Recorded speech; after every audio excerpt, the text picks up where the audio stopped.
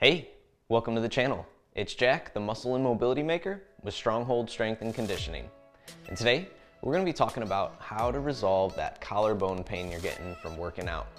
But before we get into it, make sure you take a moment and hit that subscribe button so that you don't miss out on future content like this. Every Saturday, I'm putting out videos showing you how to resolve aches and pains, prevent injuries, and overall optimize your performance inside the gym and outside of it in your daily life and routine. And it doesn't get much better than that. So take advantage of it. Ready? Let's go ahead and dive into this one.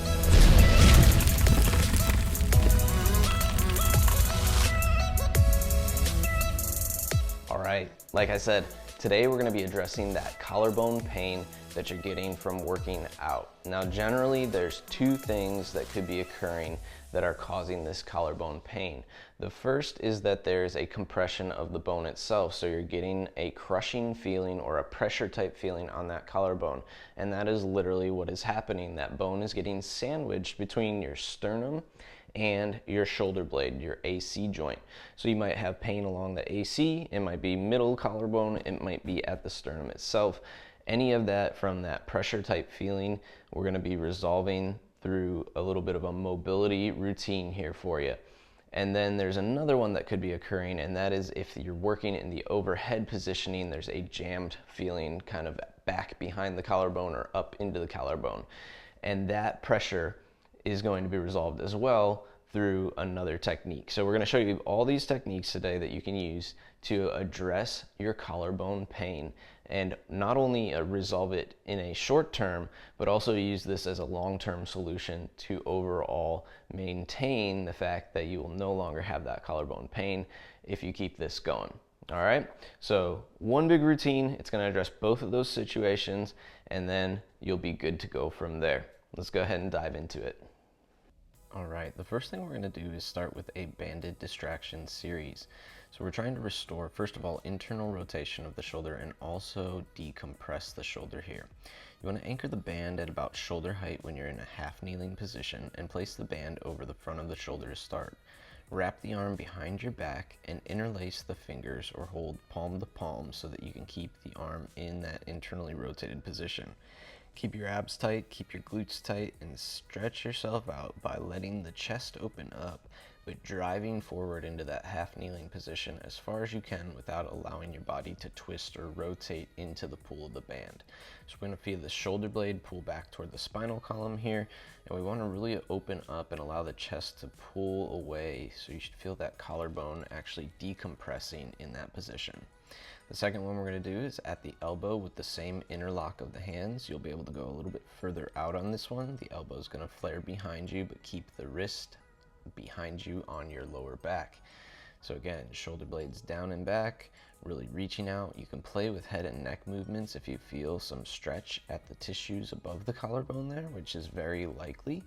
So go ahead and do that and move about with what feels good, rotating the head, playing with reaching the neck, giving it different pulls to open up and decrease the tension of the tissues around the collarbone here. Next, we're going to take it down to the wrist and go one step further. You want to place the wrist so the band is on the back of the wrist and then interlace it between the middle and ring fingers. Then we're turning away, tall kneeling, both knees down in this one. And again, trying to square yourself up. So keep your butt tight, keep your stomach tight, keep the shoulder blades down and back, and let your thumb rotate down to the floor here. We want that shoulder internally rotated as it's getting pulled open in this position. Again, any pulls that feel good, that feel like they are decreasing tension, we want to stick with those ranges and kind of play in there, spending about 2 minutes total, 2 to 5 minutes on this whole series here.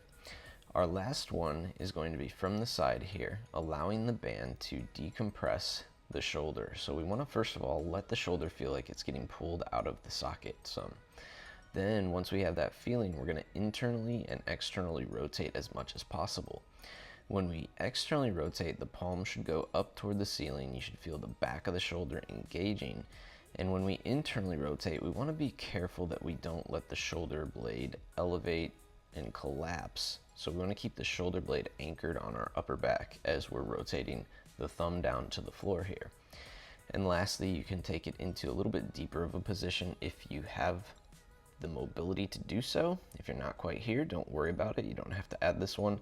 You could stop at the last exercise there, but this will take it one step further to open up the chest and shoulders.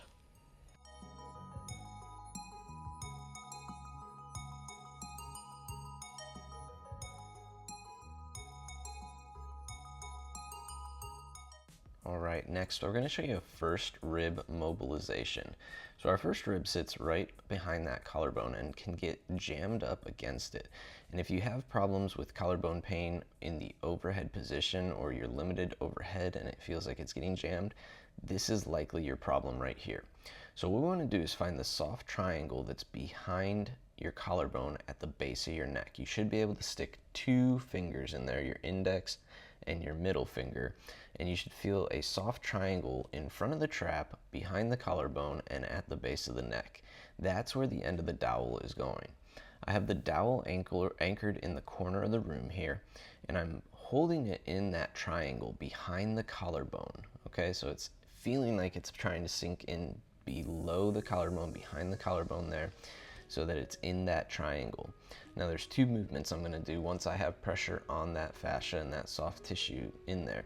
I'm going to reach overhead, and I'm also going to turn my neck away. Now this is going to be an uncomfortable mobility.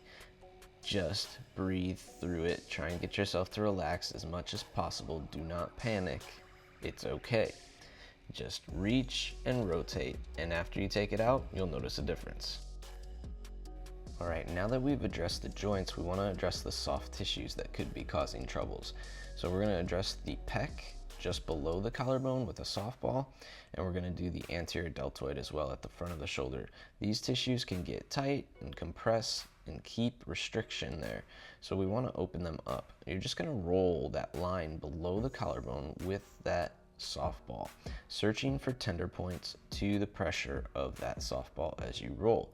If you find any tender points, what you could do is flex the pec against it and then release, allowing the ball to sink a little bit deeper, giving yourself a deep tissue massage with that softball.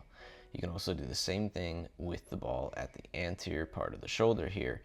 Flex, release, allow the ball to sink deeper. You should notice that discomfort and tension dissipates as you're doing that flex and release technique.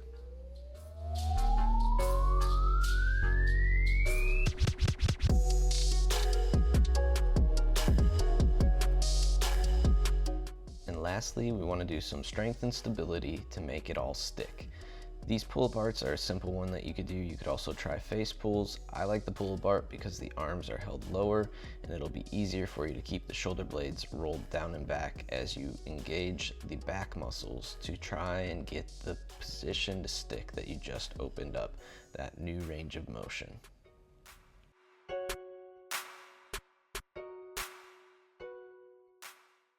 All right, and there you have it. A step-by-step process that you could be using to completely resolve that collarbone pain that you're getting, whether it be that crushing feeling or in certain movements going overhead, upright row, bench press, whatever it might be that's causing that pain. This is your path that you want to take. Restore the joints, make sure that they're able to perform the range of motion that they should be, restore the soft tissues, make sure that they're working as they should be, and then strengthen to maintain good positioning and lock it all in. If you like this video, make sure you let me know by clicking that big thumbs up down below, and take a moment to share this one with a friend if you know somebody who also struggles with that collarbone pain. If you're somebody who struggled with training aches or injuries, or you simply want to improve your mobility over the next 12 weeks so that you can be performing better in the gym, what I want you to do right now is drop down into the description here and fill out a coaching application to schedule your blueprint call. This call is designed to get, first of all, clarity on where you want to be and where you're lacking. And then second of all, it's to give you a plan to move forward with so that you can improve your mobility in 12 weeks time. If this is something that sounds good to you, go ahead and drop down there, fill out that application, and we'll get in contact with you to have that call. Last but not least, if you have not already, make sure you take a moment and hit that subscribe button so that you don't miss out on future content like this. Every Saturday, I'm putting out videos showing you how to resolve aches and pains, prevent injuries, and overall optimize your performance inside the gym and outside of it in your daily life and routine, and it does not get better than that. Welcome to the Stronghold Army. I'll see you next week.